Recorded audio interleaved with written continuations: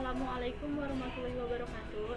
Di sini kami ingin mempresentasikan mata kuliah web programming yang bertemakan sistem informasi perpustakaan.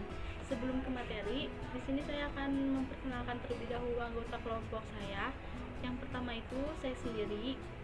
Nama saya Diana Dila, NIM saya 12183099.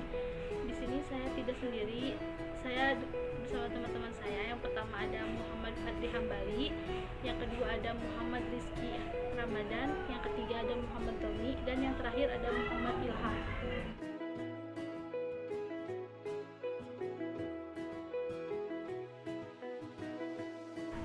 Di sini saya akan menjelaskan sedikit tentang web programming. Web programming terdiri dari dua kata, yaitu web dan programming. Programming dapat diartikan sebagai proses, cara, atau pembuatan suatu program. Sedangkan web dapat diartikan sebagai jaringan komputer yang terdiri dari kumpulan situs internet yang menawarkan teks, grafik, suara, dan sumber daya animasi melalui protokol transfer hypertext atau HTTP.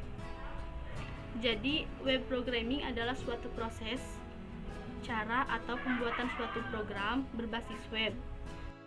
Tahapan-tahapan dalam mempelajari web programming. Yang pertama adalah HTML atau CSS. Tahapan awal dalam mempelajari web programming adalah menguasai HTML atau Hypertext Markup Language terlebih dahulu. HTML merupakan suatu komponen dari pemrograman yang cukup penting untuk dipelajari bagi para web developer. Sebab secara garis besar HTML berfungsi menampilkan tulisan, link, dan garis yang menjadi komponen utama pada suatu website. Selain HTML, penting juga bagi para web developer untuk menguasai CSS atau Cascading Style Sheet. CSS berfungsi sebagai pendukung dari komponen HTML yang telah dikembangkan. Yang kedua ada PHP. Apabila Anda telah menguasai HTML dan CSS, maka tahap selanjutnya yang sebaiknya Anda pelajari adalah PHP atau framework.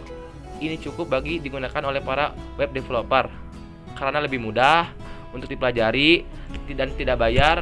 Pada umumnya, PHP berfungsi untuk membuat situs menjadi lebih dinamis dengan cara menyisipkan logika pemrograman pada sinteks HTML yang telah dibuat. Pada situs dinamis, pengunjung dapat berinteraksi di suatu situs seperti e-commerce, media sosial, forum komunitas, dan lain sebagainya. Tahapan-tahapan dalam mempelajari web programming.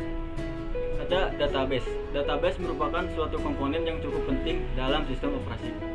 Sebab database merupakan wadah untuk menyediakan berbagai informasi kepada para pengguna. Oleh sebab itu, para web developer diharapkan mampu merancang database sedemikian rupa sehingga pembuatan program dapat berjalan dengan lebih cepat dan mudah. Lalu ada JavaScript. JavaScript memiliki fungsi yang hampir serupa dengan PHP. Cara kerjanya pun juga demikian. Namun, keduanya memiliki beberapa fungsi dan sintaks yang berbeda.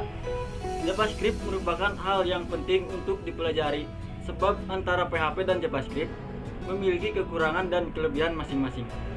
Dengan begitu, Anda dapat mengembangkan suatu situs dengan lebih mudah berdasarkan kekurangan dan kelebihan kedua bahasa pemrograman tersebut. Tahapan-tahapan dalam mempelajari web programming. Framework memiliki cukup banyak keunggulan. Oleh karena itu, framework merupakan hal yang cukup penting untuk Anda kuasai. Dengan framework, Anda dapat mengembangkan suatu situs dengan lebih mudah, cepat, aman, dan dinamis. Beberapa contoh framework diantaranya adalah Container, ZPHP, Kohana, Pandana, dan lain sebagainya. Disarankan untuk mempelajari Container terlebih dahulu jika Anda seorang web developer pemula yang ingin menguasai framework. Container memiliki dokumentasi yang cukup lengkap dan mudah dipahami sehingga akan memudahkan Anda dalam mempelajari framework ini. Demikian artikel mengenai tahapan dalam mempelajari web programming. Semoga dapat membantu Anda. CodeIgniter adalah framework web untuk bahasa programan PHP yang dibuat oleh Rick Ellis pada tahun 2006. Penemu dan pendiri Ellis Lab. www.elislab.com. Elislab merupakan suatu tim kerja yang berdiri pada tahun 2002 yang bergerak di bidang pembuatan software dan tool untuk para pengembang web. Sejak tahun 2014 sampai sekarang, Elislab telah menyerahkan hak kepemilikannya Codeigniter kepada British Columbia Institute of Technology. Saat ini, situs resmi Codeigniter adalah www.codeigniter.com. Ini adalah tampilan menu home dari sistem informasi yang telah kami buat, yang terdiri dari satu menu home, list buku tentang sekolah, dan menu login. Ya, yang kedua yaitu ada menu list buku yang terdiri dari data buku perpustakaan tersebut. Yang pertama ada nomor, ID buku, judul buku, kategori, penerbit, pengarang, stok tersedia, dan nomor rak. Dan di sini juga ada menu tambah plus, yaitu untuk mengetahui detail dari buku tersebut. Ya, yang ketiga kita masuk ke menu tentang sekolah. Menu tentang sekolah ini berisikan profil dari SMK tersebut.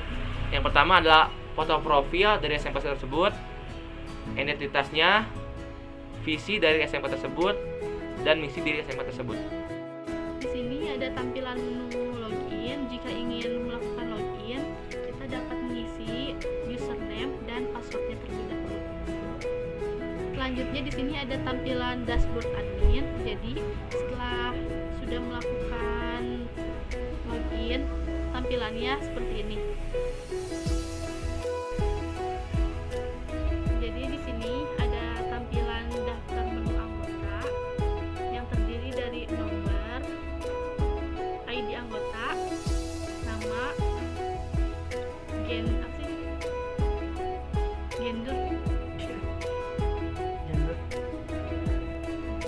gender, kelas, dan pilihan.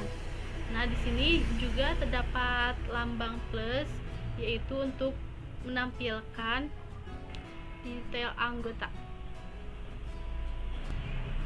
Jadi di sini ada tambah anggota yang berisikan nama, bisa diisi dengan nama kita sendiri. Lalu di sini ada gender itu jenis kelamin, perempuan atau laki-laki. Lalu di sini ada kelas, ada nomor HP, bisa diisi dengan nomor HP masing-masing. Lalu ada alamat, dan di sini ada keterangan. Selanjutnya di sini ada tampilan daftar kategori yang berisikan, yang pertama itu ada nomor, yang kedua itu ada kategori, dan yang ketiga ada pilihan. Isi pilihan itu bisa edit dan dihapus. Di sini ada daftar peminjam buku. Kita cek dulu daftar pinjamnya. Di sini ada nomor, tanggal pinjam, ID anggota ini kerjanya nama anggota, tanggal kembali, total buku yang dipinjam, dan status. Nah, di sini ada data kembali sama seperti yang data peminjam. Di sini juga ada nomor, tanggal pinjam, ID anggota, nama anggota, tanggal kembali, total buku yang dipinjam. Di sini ada status. Nah, di sini ada menu tambah pinjaman. Di sini ada anggota untuk memilih, dan di sini untuk tanggal kembali. Di sini ada reset, dan di sini ada tambah. Di sini ada report yang berisikan nomor, ID buku, ISBN, judul buku, kategori, penerbit, pengarang, stok tersedia, stok dipinjam, nomor rak, tahun terbit, total stok, dan keterangan. Selanjutnya ada report pengembalian. Dalam report pengembalian ini isinya sama seperti report yang sebelumnya. Ada nomor, ID anggota, nama peminjam, kelas, judul buku, nomor buku, tanggal pinjam, tanggal kembali, tanggal dikembalikan, telat, dan denda. Saya akan membuat tentang daftar anggota. Ini daftar anggota seperti contoh yang ada di kolom gambar seperti ini. Seperti Abdullah, Haryandi, laki-laki, kelas.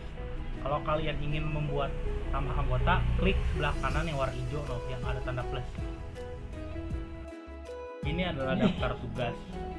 Contoh-contoh daftar tugas. Nomor 1, ID tugas, nama, triguna, agama Islam, nomor HP.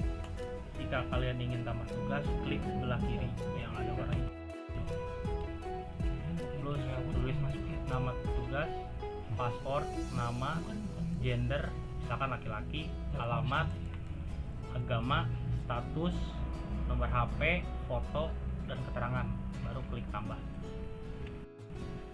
Kesimpulan, maka dapat disimpulkan bahwa sebuah aplikasi dan sistem informasi itu memang dapat mempermudah dan mempercepat kinerja semua aktivitas sehari-hari. Contoh sistem perpustakaan ini tidak memerlukan banyak waktu, sehingga lebih efisien dalam penggunaan.